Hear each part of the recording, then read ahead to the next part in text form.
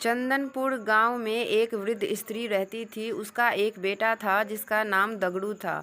वह स्त्री नए पुराने कपड़े सिलने का काम करके अपना और अपने बेटे का पेट पालती थी। दगड़ू एक कमज़ोर और आलसी लड़का था और दिन रात सपने देखा करता था। दगड़ू के साथ एक बड़ी परेशानी थी कि उसे अक्सर बुरे सपने ही आते थे और जब भी कोई बुरा सपना आता था वह सपना हकीकत बन जाता था।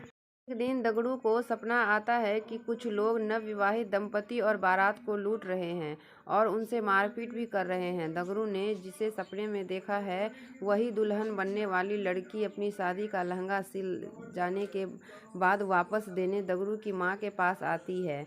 दगड़ू फौरन उसे सपने वाली बात कह देती है। वह लड़की अपनी माँ और ससुराल वाले को यह बात बताती है, पर सब लोग इस स्वप्न वाली बात को वहम समझकर अनसुना कर देते हैं।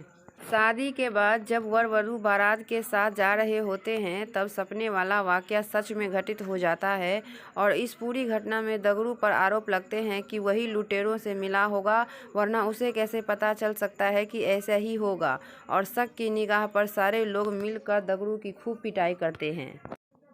इस घटना के कुछ दिनों बाद एक रात दगड़ू को सपना आता है कि मोहल्ले में रह रही चौधराइन का नया मकान गृह प्रवेश के दिन जलकर खाक हो जाता है।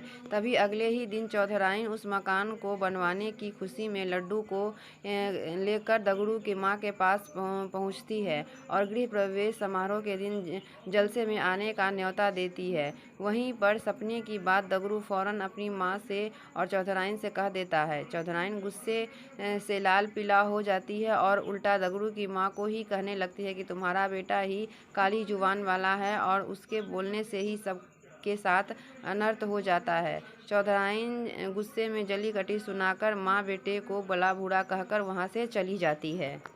गृह प्रवेश समारोह के दौरान कोई घटना ना हो इसके लिए पक्के इंतजाम किए जाते हैं, पर फिर भी किसी न किसी तरह आग की चिंगारियां चौधराइन के भव्य मकान के पर्दों में लग जाती है और देखते ही देखते रौद्र रूप धारण करके पूरा मकान जलकर खाक कर देती है। चूँकि दगड़ू इस बारे में पहले ही बोल चुका था, इसीलिए सब उसे काली जुबान का बोलकर उस पर टूट पड़ते हैं और उसे मारकर गाँव से निकाल देते हैं।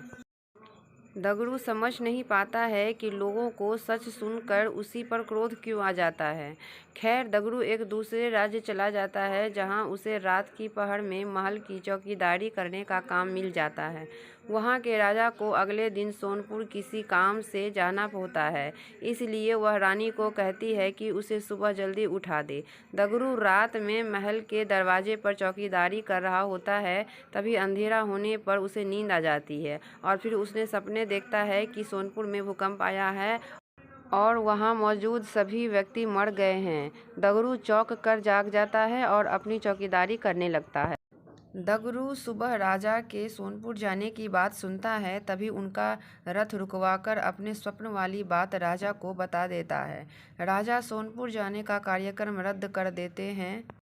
अगले दिन ही समाचार आता है कि सोनपुर में अचानक भूकंप आया है और वहां के एक भी व्यक्ति जीवित नहीं बचा है। राजा तुरंत दगड़ू को दरबार में बुलाकर सोने का हार भेंट देते हैं और उसे नौकरी से निकाल बाहर करते हैं।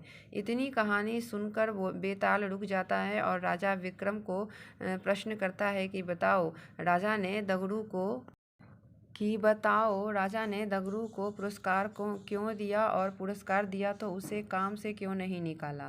राजा विक्रम उत्तर देते हैं कि दगड़ू ने अमंगल स्वप्न देखकर उसका वृत्तांत बताकर राजा की जान बचाई, इसलिए उसने दगड़ू को पुरस्कार में स्वर्ण का हार दिया और दगड़ू काम के वक्त सो गया, इसके लिए राजा ने उसे काम से निकाल दिया। बेताल अपनी शर्त के मुताबिक राजा विक्रम की उत्तर देने के कारण हाथ छुड़ाकर वहां से पेड़ पर उड़ गया। ऐसे ही रोचक और मनोरंजन कहानी सुनने के लिए प्लीज़ चैनल को लाइक करें, शेयर करें और सब्सक्राइब करें। Thank you.